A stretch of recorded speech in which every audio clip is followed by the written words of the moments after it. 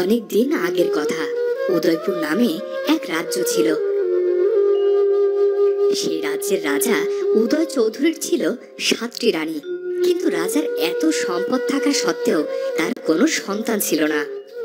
রাজ্যে এত সুখ, অথচ আমাদের ঘর আজও সন্তান সুখ থেকে বঞ্চিত। মহারাজের দিকে আর তাকাতে পারি না।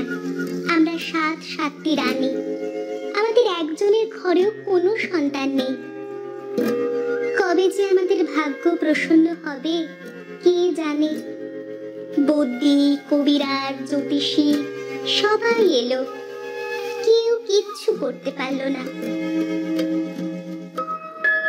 সবই আমাদের কপাল। আমাদের এত কিছু আছে, অথচ আমাদের মা ডাক শোনার ভাগ্য লিখতে হয়তো বিধাতা ভুলে গেছেন। না সেজো, ওসব ভেবে আর কি করব। সুদিন একদিন আসবেই, সে প্রতীক্ষাতেই থাকতে হবে।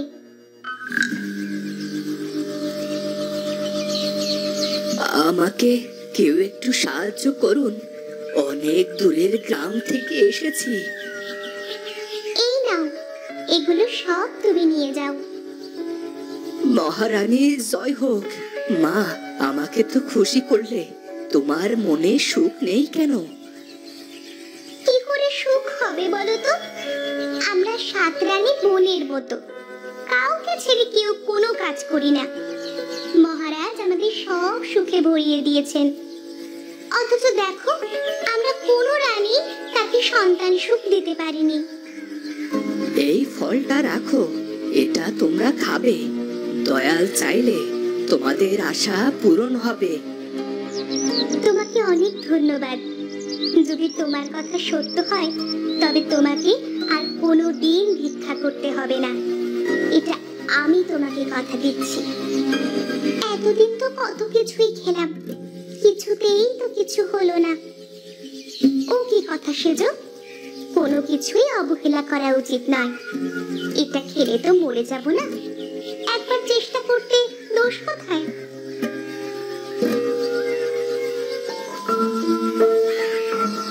একবার খেয়েই দেখি। কিন্তু ভিখারি তো চলে গেল, এটা কেমন করে খাবো, কোন নিয়মে খাবো তা তো বললো না।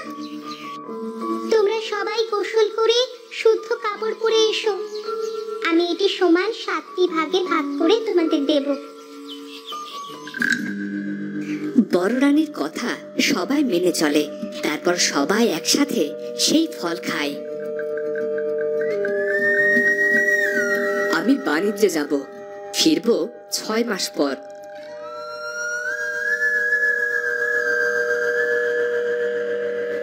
মহারাজ, আপনার সিদ্ধান্ত যথার্থ, তবে আপনি 2 দিন পরে যান।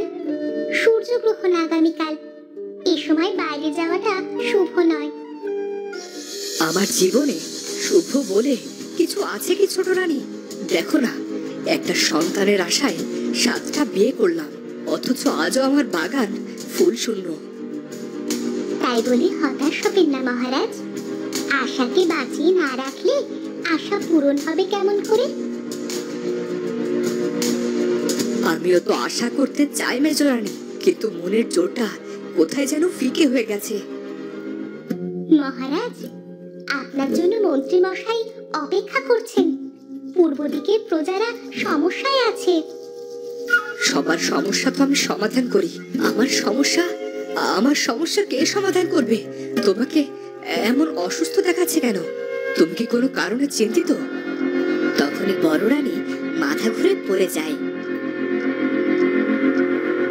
বড় রানী, তোমার কি হয়েছে? চোখ খোলো। মহারাজ, রাজবৈদ্য মশাইকে খবর দিন। সবাই বড় রানীকে তার কক্ষে নিয়ে গেল। সবাই খুব চিন্তিত। রাজবৈদ্য ভালো করে বড় রানীকে পরীক্ষা করলেন। বৈদ্যমশাই, কি হয়েছে? বড় রানী ঠিক আছে তো? আপনি তো কিছু বললেন না। খুশির খবর মহারাজ, বড় রানী সন্তান সম্ভবা।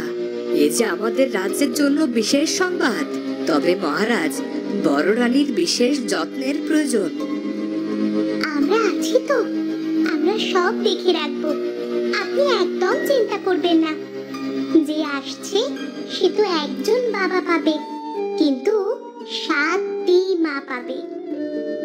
তাকে এত ভালোবাসবো যে সবাই তাকিয়ে দেখবে।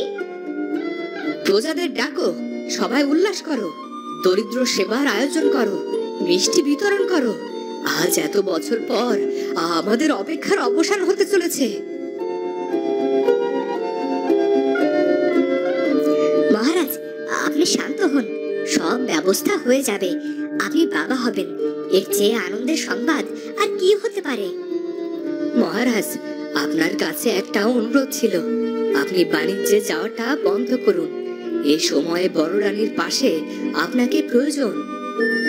বেশ, তাই হবে। এই নাও বৈদ্য, এটা তোমার পুরস্কার। তুমি আজ সেই খবর দিয়েছো যেটার অপেক্ষায় পথ চেয়েছিল গোটা রাজ্য। রাজ্যের সবাই খুব খুশি ছিল। এদিকে সবাই ভিখারির অবদান প্রায় ভুলে গিয়েছিল। বড় রানী, তোমার কি কিছু খেতে ইচ্ছে করছে? বলো, তুমি কি খেতে চাও? আমার একটা ছোট্ট অনুরোধ রাখবেন মহারাজ। আমাদের জীবনে যে মানুষটা এত খুশির রঙে রাঙিয়ে দিয়েছে, আমি তাকে কিছু দিতে চাই, যাতে তার সারাটা জীবন দুধে ভাতে কেটে যায়। কে কে সেই মানুষ? সে এক ভিখারি। সে যে কোথায় থাকে তা আমি জানি না, তবে আমি তাকে কথা দিয়েছিলাম। এই, কে আছো? রাজ্যের সকল ভিখারিকে ডেকে নিয়ে এসো। আজ কাঙালি ভোজের ব্যবস্থা করো। এরপর রাজ্যের সকল ভিক্ষুক কাঙালি ভোজে এলো। রাজ্যের সকল ভিক্ষুক এলেও সেই ভিক্ষুককে কোথাও দেখতে পাওয়া গেল না। এদিকে এক ভিখারি খাবার সময় খাবারের মধ্যে অনেকগুলো চুল দেখতে পেল। আর সেই চুল দেখে ভিখারি খাবার ছেড়ে উঠে পড়ল আর বলল, যে কেশের জন্য খাবার খেতে পারলাম না, রাজার সন্তান যেন কেশহীন হয়। ও কি কথা! এই যাও তো যাও, একই খেতে পায় না, তার উপর আবার অভিশাপ করে। সব বেঈমান। রাজা যতই করুক, কোনো নাম নেই। কি হয়েছে দাসী? দেখো না ছোট রানীমা, এই ভিক্ষুক বলছে চুল পড়া খাবার খেতে পারলাম না, রাজার সন্তান যেন কেশহীন হয়। ওখানে তো কেউ নেই। যাও দাসী, তাকে খুঁজে নিয়ে এসো। সে তার অভিশাপ তুলে না নিলে সেটা যদি ফলে যায়, তখন অনর্থ হবে যে। যাও। কিন্তু অনেক খুঁজেও ওই ভিখারিকে কোথাও পাওয়া গেল না। এত বছর পর মা হব, তারপরও যদি সন্তান কোনো ত্রুটি নিয়ে জন্মায়, তখন সবাই বলবে মায়ের পাপের ফল। আমি কোন মুখে আমার সন্তানের সামনে দাঁড়াবো বলতো? সন্তান আমাদের, যেমনই হোক না কেন, ও আমাদেরই থাকবে। ওসব ভেবো না বড় আপা, তোমার শরীর খারাপ হবে। আরে, সবার কথা গায়ে মাখতে নেই। কেউ যদি ইচ্ছে করে খাবারে চুল মেশায়, এটা বড্ড বাড়াবাড়ি। তবু যে আসবে, ছেলে হোক বা মেয়ে, তাকে আমরা মাথায় করে রাখবো। অবশেষে এলো সেই দিন। দাসী এসে খবর দিল, মহারাজের জয় হোক!